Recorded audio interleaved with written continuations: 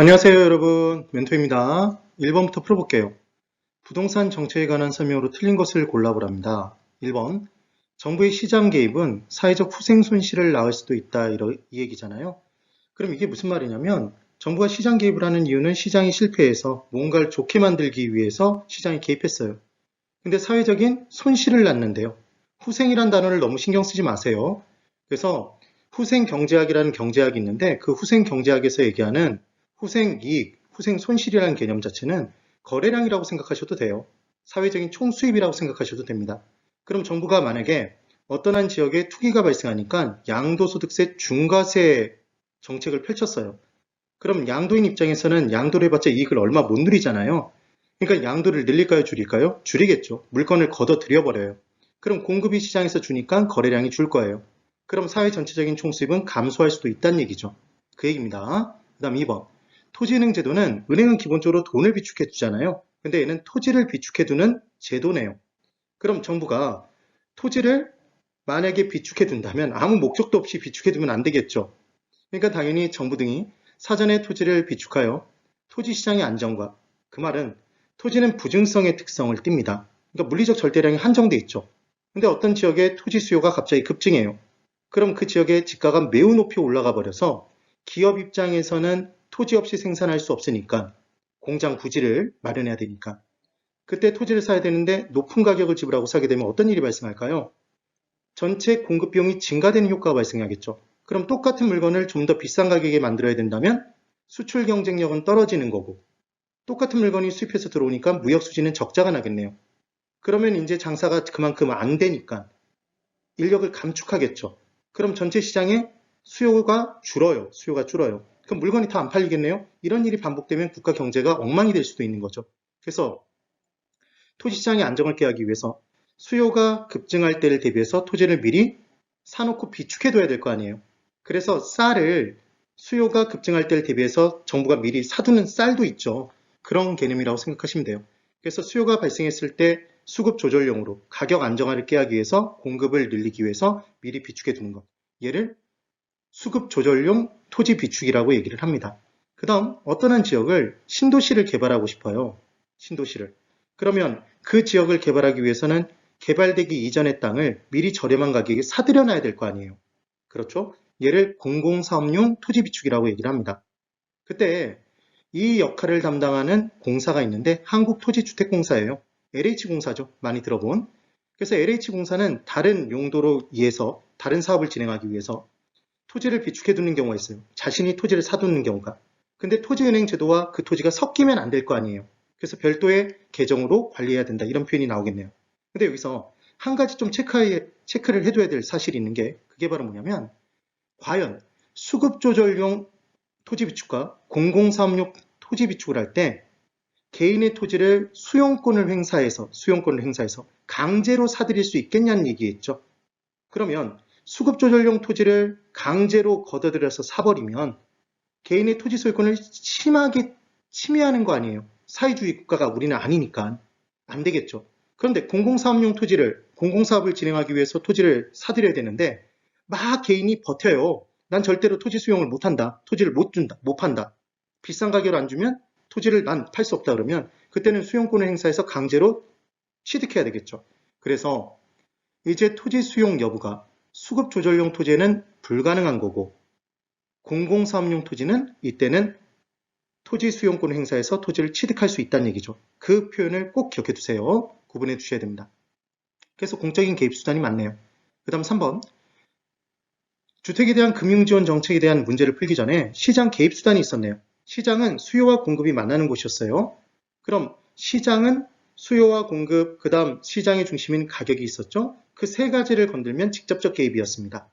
그래서 직접적 개입은 수요자 또는 공급자 또는 가격 통제를 하는 것. 이게 직접적 개입.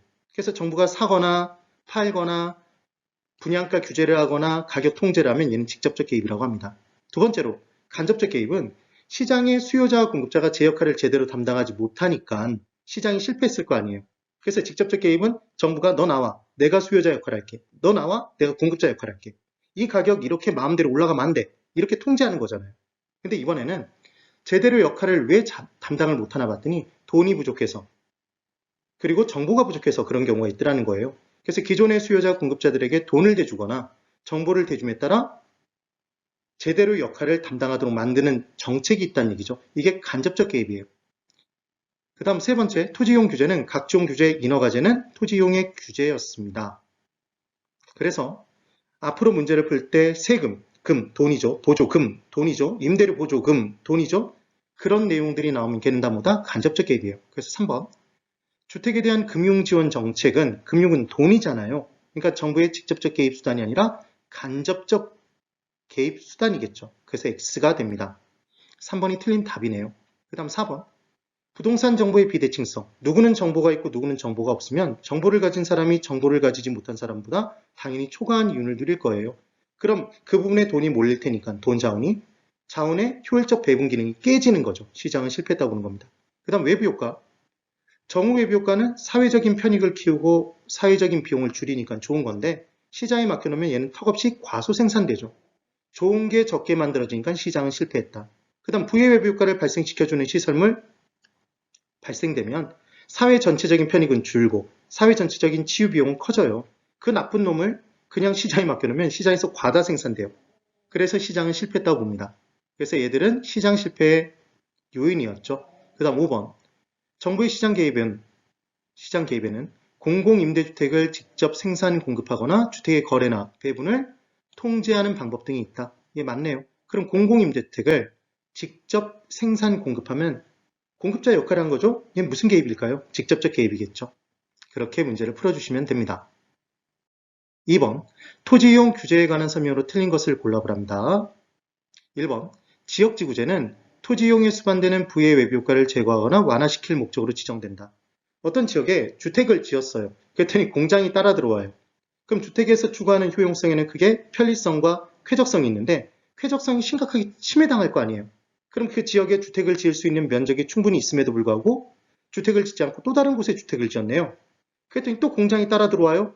그러면 이렇게 부의 외부 효과가 계속 발생이 되면 상호간에 어울리지 않는 이용에 따라 이 좁은 땅덩어리에 나만한 땅이 없겠네요.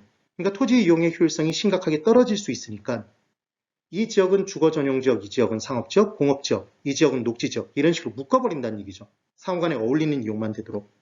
그래서 부의 외부 효과를 제거하거나 완화시키는 게 지역지구제의 가장 큰 목적입니다. 이거 정의 외부 효과를 제거하는 거 아니에요. 그 다음 2번.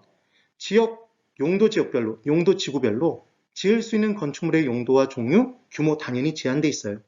그래서 토지가 100평이 있다 그러면 100평을 꽉 채워서 건물 지을 수 없죠? 그때 건물로 덮는 비율을 건폐율이라고 했죠. 위로 쌓아가는 비율을 용적률이라고 했고 제한을 가합니다. 그 다음 3번. 지구 단위 계획이란 도시군 계획 수립 대상 지역. 그러니까 도시가 무언가를 개발할 때, 도시를 개발할 때, 군이 그 군을 개발할 때, 군 내 지역을 개발할 때 계획을 세우고 개발해야 될까요? 그냥 무작정 개발해야 될까요? 계획을 세워야 되겠죠. 근데 그 일부에 대해서, 여기서 중요한 건 일부예요. 일부에 대하여. 토지 이용을 합리화시킬까요? 비합리화시킬까요? 합리화시키겠죠. 그리고 그 이용 기능을 증진시키는 게 목적이고 미관을 개선시킬까요? 악화시킬까요? 개선시키고 양호한 환경을 확보하는 거지 불량한 환경을 확보하지는 않겠죠. 그 지역을 체계적, 계획적으로 비체계적, 그 다음 무계획적으로 관리하지 않겠죠. 그런 내용들에 신경 쓰지 말란 얘기예요. 도시군 관리 계획을 말한다. 이렇게 나왔죠. 그래서 이 부분 기억하시는 방법은 지구 단위 계획이 나오면, 단위가 나오면 얘는 일부예요. 일부. 그래서 어떤 지역을 개발할 때 1지구, 2지구 개발한다 이런 표현 들어보셨죠? 그러니까 걔는 전체의 개발이 아닌 일부의 개발이 제일 중요한 포인트입니다. 그리고 수립 대상 지역, 그리고 미관 개선, 양호한 환경이 나와요. 그래서 이 부분의 MM으로 어떻게 기억해 두시면 되냐면 우리는 성적표를 받을 때 단위가 각각 쪼개져 있는 평가 단위가 수미 양가죠. 수, 우, 미, 양 되셨나요?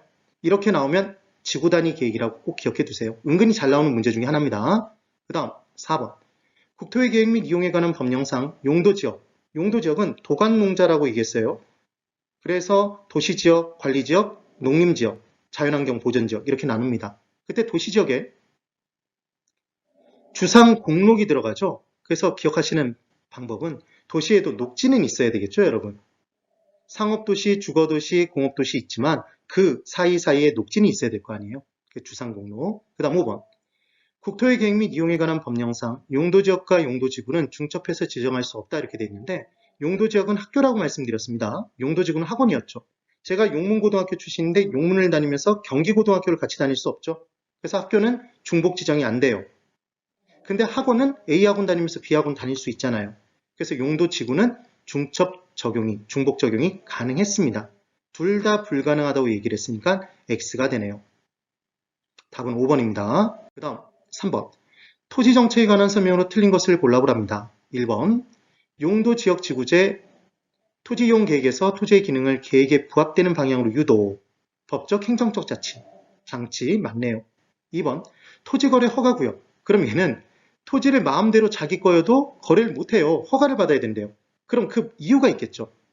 토지가 투기적인 거래가 성행하고 있거나 지가가 급격히 올라가면 또 투기가 발생한다는 얘기잖아요. 그래서 그러한 우려가 있는 지역까지를 대상으로 합니다. 그 다음 3번. 토지 적성평가라는 게 있는데 여러분 우리 학창시절에 적성평가를 받으면 진로가 명확할 때 적성평가를 하나요? 어떻게 가야 될지 아직 진로가 확정되지 않았을 때 하는 게 적성평가잖아요. 그래서 토지를 가지고 개발을 할지 얘를 보존해야 될지 경합이 이루어져요. 어떻게 이용해야 될지 모르겠는 거예요. 그럼 적성평가를 해봐야 되겠죠. 그래서 적성평가는 진로의 경합이 이루어질 때 나타나는 것이다. 그 얘기라고 기억하세요. 4번. 개발 제한 구역은 말 그대로 개발을 제한하는 구역입니다. 그럼 어떤 지역이 개발 제한 구역으로 지정이 돼버리면 개발 가능 토지가 감소하죠. 그럼 공급의 감소로 초과 수요, 주변 집가 상승하네요. 주택가격도 상승하겠죠. 그런 우려가 있습니다.